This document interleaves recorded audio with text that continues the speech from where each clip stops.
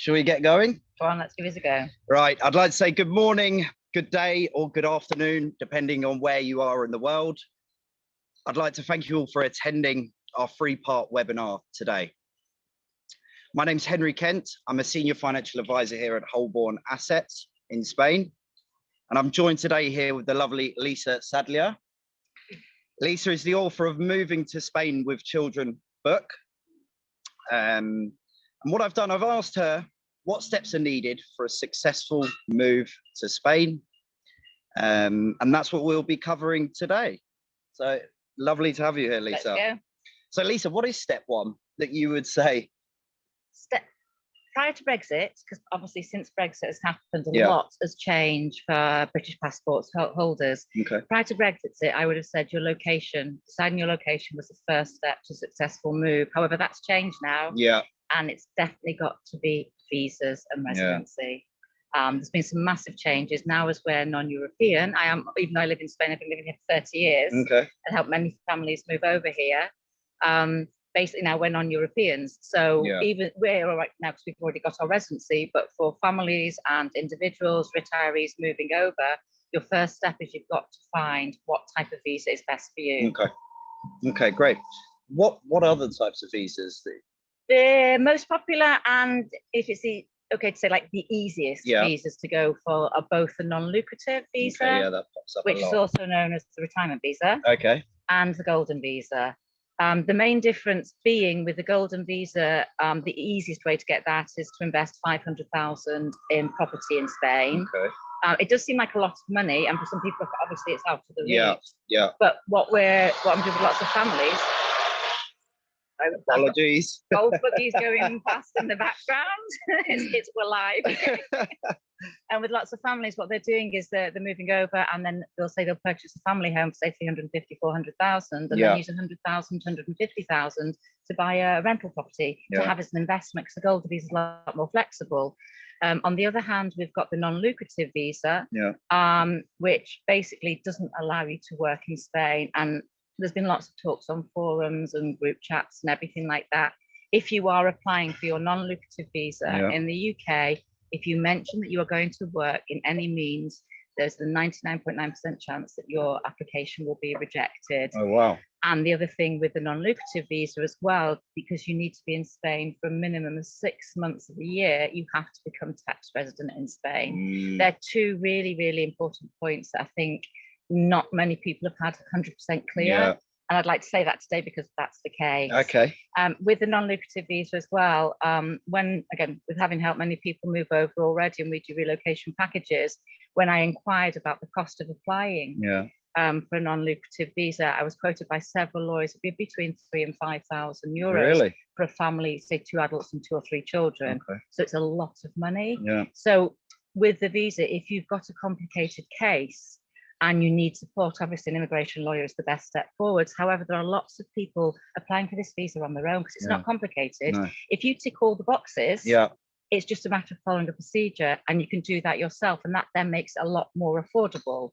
And for that reason, we set up SpanishNonLucrativeVisa.com, which we'll put in the comments afterwards.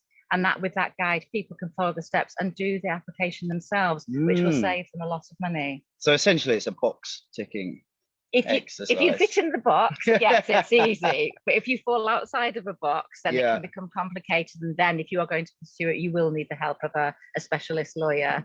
And then again, once people get to Spain, it's similar to what we did before, but rather than applying for residency now, they apply for the TIE card, which you must do within a month of being in Spain. But I say people are going to have lots and lots of questions about the visas, and rather than talking on for the next half hour about that, which we can easily do, we'll invite questions. If anyone's got specific questions, please send them in to us. That's fine. It is a hot topic at this moment in time, and it is, as you mentioned, the first thing that needs to now be considered. And the thing is as well, we've been helping Americans and Canadians apply for non-lucrative visa for years. But it's new to the UK, so even the consulates in the UK they're learning the ropes, and so there's lots of let's say, misinformation being given on phone calls and things like that. But there are people that have now, I know quite a few people now that they've made their application. Okay. So now we're waiting over the next month or two to see, fingers crossed, that, you know, they're lucky and it works. Then we can take it from there. So yeah, anybody thinking of moving, step number one, research your visa and residency options. Okay, fantastic. You mentioned that is now the first step. What would you have said before Brexit was the first step? What I'm going to say is step number two. Step number two. Location. Location, basically, you know, if you've been visiting Spain for many years and you know exactly where you want to live, you've researched the areas, you know the areas, that's fantastic. But when we're helping people move over, when they say, listen, we know we want to be in the Costa del Sol Malaga area, but we're not quite sure.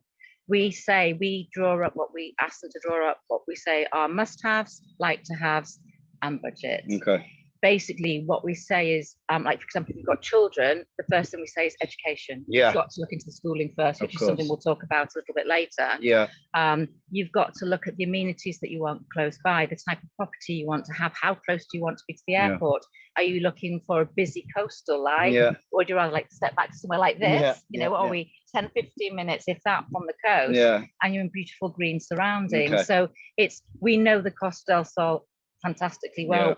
My team have lived here for a long, long time. I've been in Spain now for over 30 years. Yeah, that shows me up. Yes, I know, shows my age as well. But so it's, you know, it's if you're not exactly sure where, it's find out. So find out what you really, really need and what you'd like to have as well. And then, of course, you've got to put budget to it. Yeah, of course. It's really important, because you can't say, right, I want a 5-bedroom villa, for example, around here, and I want to pay €1,000 a month.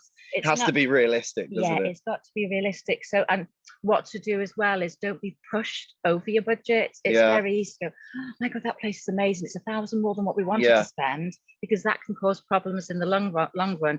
You've got to be realistic. Have you had that in the past? We've got it at the moment, actually. Oh, really? Yes, the budget went from 1,500 to 2,500 because they fell in love with this property and were like, are you sure? It's a big chunk of their outlays. Yes, and as well, especially if you're, what a lot of people do, they say we're going to come over and rent, say, for 12 to 18 months with you to then investing in the property. So, you know, the extra €1,000 a month over 12 months adds up. Oh, definitely. You know, so it's a matter of, and as well, some people say, you know, we're going to spend, you know, a big amount on our villa, and we're going to put our children into state education because we don't want to pay for education. Whereas actually, if you could save a bit on your you've got the lawnmower. I don't know if you can all hear that, but the lawnmower. Great timing. Anyway, we'll carry on and hopefully everybody can hear us. Is there any way of asking if anyone can hear? I'm not sure. It's actually probably the speaker's quite close, isn't it? So. Yeah, it should be okay. Anyway, we'll move a bit closer. And moving a little bit. Yeah, so when you're budgeting as well, it's taking everything that you need to spend into consideration. Is, you know, living over here, you don't need a lot of money to live a fantastic life, do you? No, it is. I think cheaper than say retiring in the UK. Definitely. The quality of life as well is so much higher. If you get your priorities right. If you want to come and live a beautiful glitzy glam life in Marbella, then that's absolutely fine. It's going to be a bit different on the budget side. But you're going to pay for it. But there's so many other amazing places on the Costa del Sol that when we talk to people, say, have you thought of here? Have you thought of there? I hope you can all hear us. I apologise for the noise. What timing, eh? It's nearly done, don't There's a golf buggy doing wheelies in the background. Is that how it is? Because, like you said, inland is a lot cheaper than on the coast, isn't it? Around this area. You can get some stunning country properties in inland areas like Grande. And you're only literally half an hour, 40 minutes away from the beaches and everything. And when you're living here all year round, especially with children, if you've got a pool, that's them entertained. No, indeed. And then you do, you know, beach trips for the day or weekends or people come to visit. So it's really, what we try to do is we have an initial relocation questionnaire and we ask people quite direct questions. And then you get a feel, and based on what people are looking for, then we encourage them to come over and do some visits and not look at property at all. Really? You look at property, you fall in love with somewhere, and then you can make a mistake. I've done it. I've done it, and I've learned from it, and now I try and stop other people doing it. So we encourage them to come visit the places. You know, go for lunch somewhere, go to the beach somewhere, go out in the evening. So, you know, there's so many different places. Understand the area, exactly. Decide on the area before the property. without being cynical, it's not like being on holiday. No. It is a little bit like it. Yeah. But You have to be realistic. you've got to put the practicalities of the day to day, and what you can say is it's a 40-minute drive to school, that's fine. Yeah. You're going to get fed up of that. Yeah. A while. No, definitely.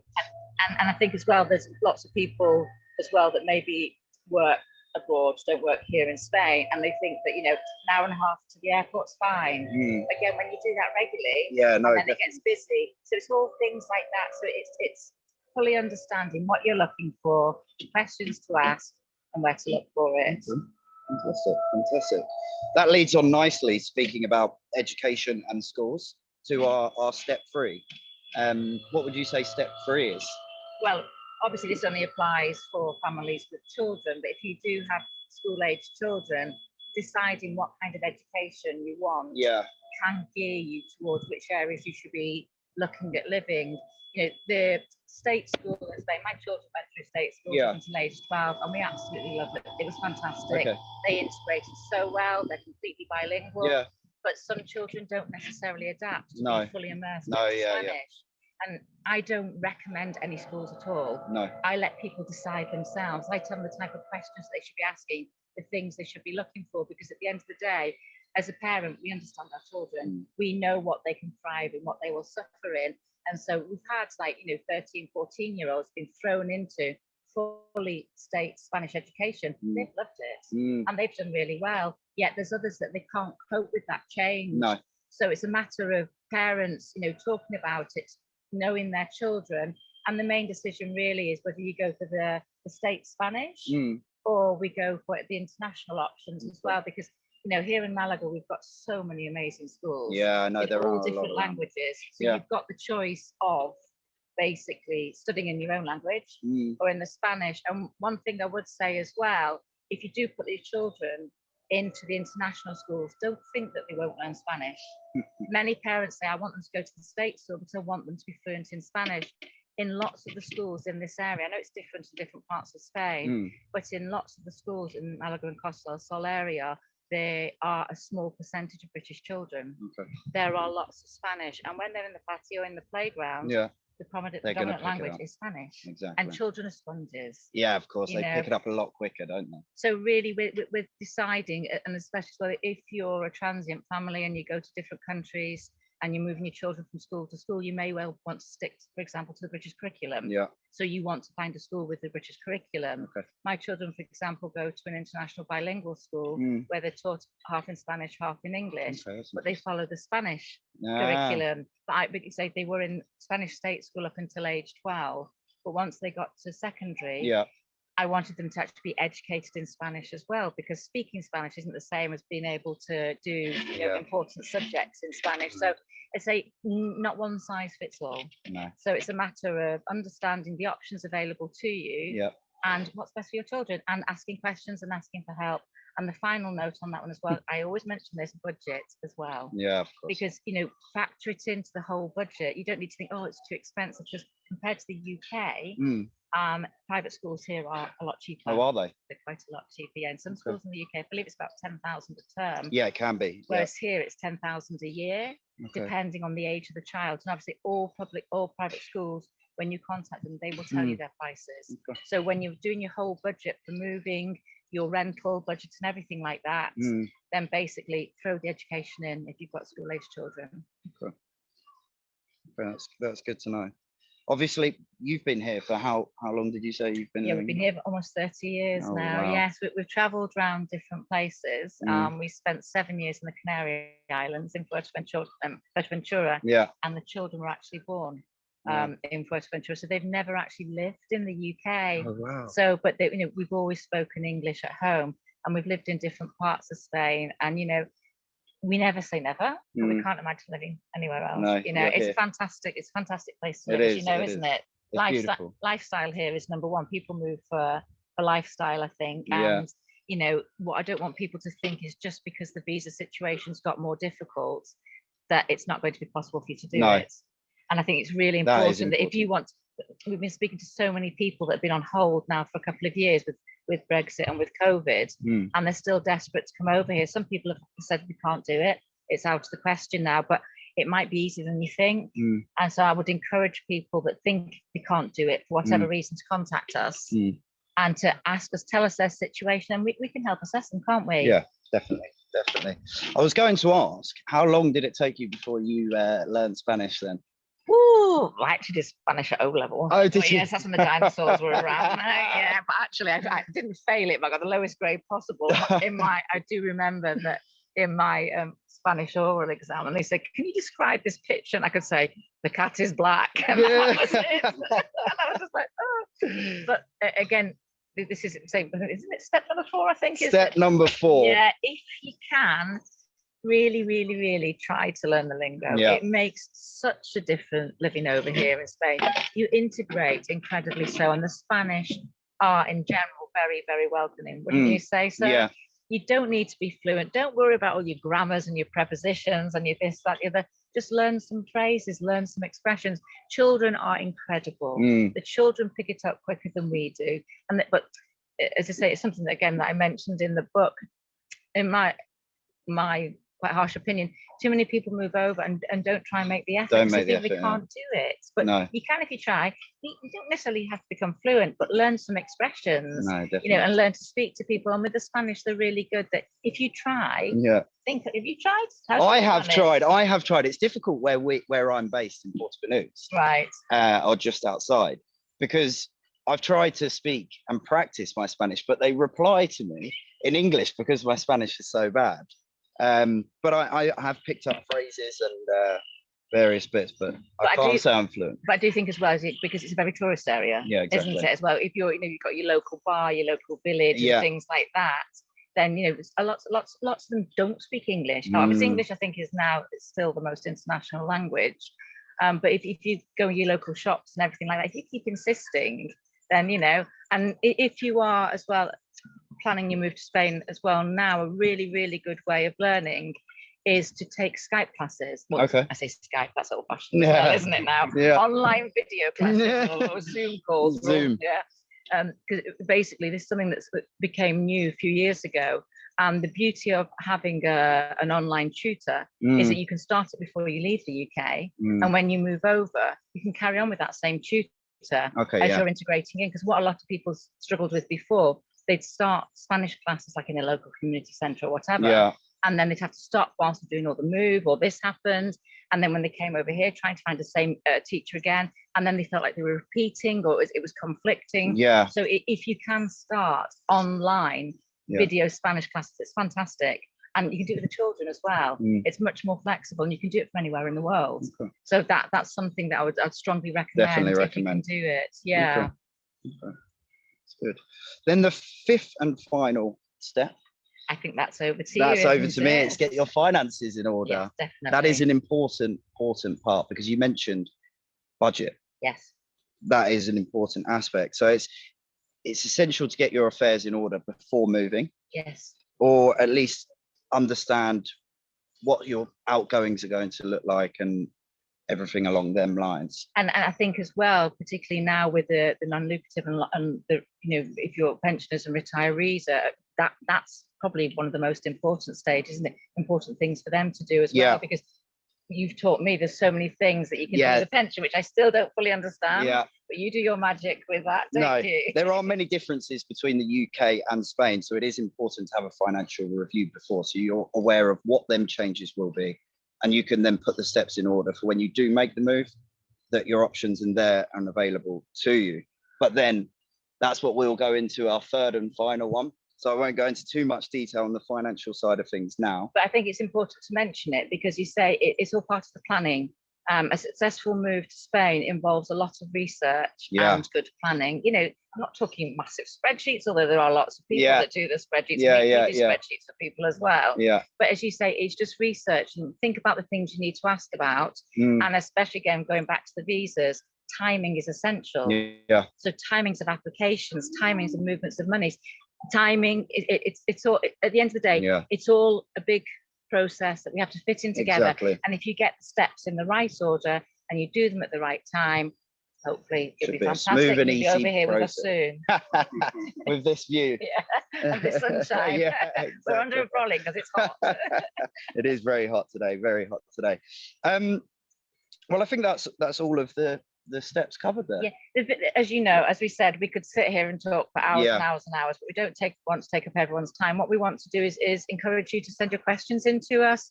People will be sending in questions live today, which we can answer, but also we'll be doing a follow-up as well. Yeah. And we can arrange chats with people individually. Definitely. My old book, Moving to Spain with Children, was written back in 2000. Gosh, when was it? I can't even remember when it was now. 2000. I can't remember. I'm not even going to say when it was published. But we have to update it because of Brexit. But there's still lots of information in there, particularly if you're moving with families. What does need updating is about the residency and everything. Yeah. But as you say, we'll put links to the websites in the comments so people can go and have a look, and encourage them to contact us direct. Definitely. Feel free to visit the websites, ours and yours. You've got e-brochures on there as well, which can be downloaded. We've put a very simple e-booklet together for people that want to do the non-lucrative visa process. And we do consultations as well.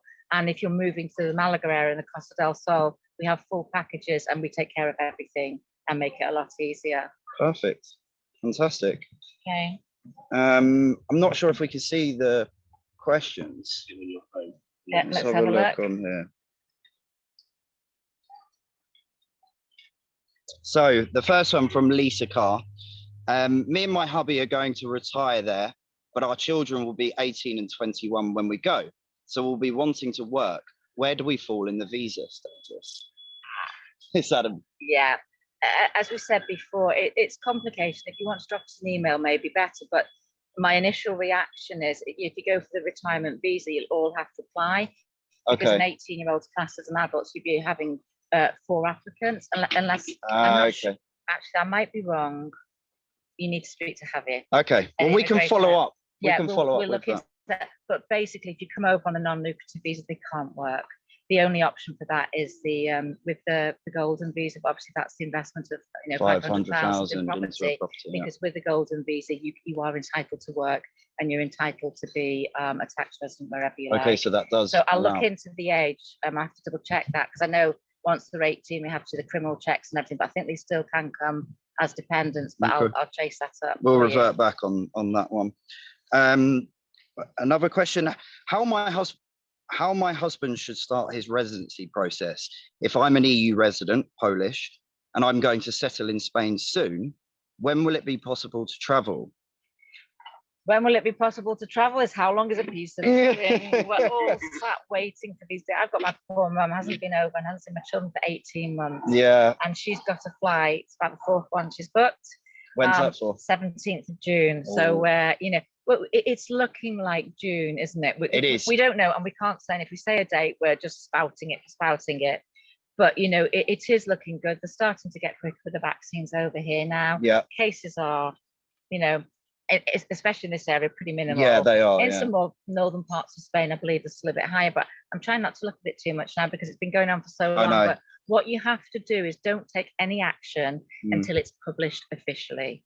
There was a big hoo-ha a few weeks ago. A few months' time is like, it's a twilight zone at the moment, isn't it? A day ago or a month ago? Yeah, I know. It's like, whoa. But anyway, then there's a big hoo-ha where lots of agents and companies were saying, yeah, you can come over to Spain now if you're looking for properties or if you're moving here. Yes, because I heard something. It was rubbish. Because the UK gave it as a valid reason for leaving the UK, but Spain didn't give it as a reason for coming into Spain. So it's not just looking what your country lets you do. You have to look what Spain's letting you do as well. And at the moment, we haven't got any clarification of what date people can come. So just keep posted, keep looking on the website, keep looking on social media. Going back to the residency question, though, that you can apply if for example, we've got lots of people that have Irish passports as well. Yeah. So if you've still got an EU valid passport, then you can apply for residency with the old procedure. Once you have residency, your spouse or your dependents can apply for residency because they're your spouse. You're a non-EU spouse of an EU resident. So it's not massively complicated. There is an article on Move to Malaga about it as well.